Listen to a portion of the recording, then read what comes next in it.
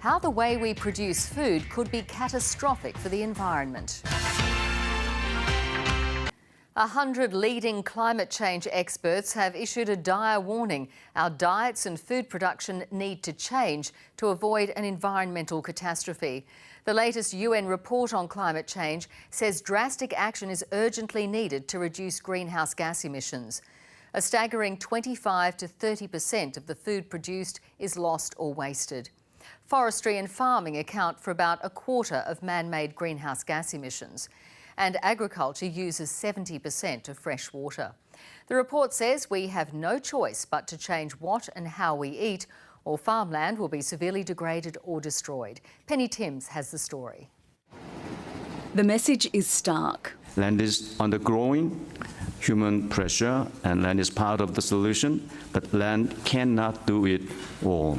The planet is warming, weather is intensifying, and populations are growing, and it's having a dramatic effect on our food future. Reducing food loss and waste can reduce pressure on land, improve food security, and reduce greenhouse gas emissions. The report is from the UN's Intergovernmental Panel on Climate Change and is the work of 107 experts from 52 countries who say climate change is already affecting our food security.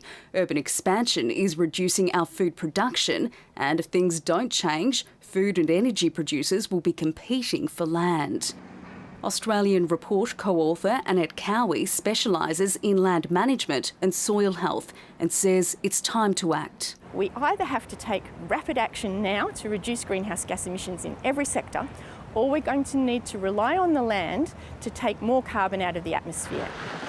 According to the report, potential solutions include reducing deforestation, cutting industrial emissions, enriching soils and planting more efficient crops. There are ways that we can manage the land to do all of these things simultaneously, but they are going to require big changes in the way we live. The report says we also need to rethink what we eat. Experts stop short of recommending an exclusively vegan or vegetarian diet, but they do recommend a substantial cut to red meat consumption.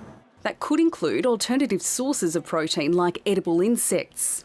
If you replace just one meat-based meal a week with a meal that uses edible insects instead, you actually save over 100,000 litres of drinking water a year. Scientists say the planet's depending on it. Penny Timms, ABC News.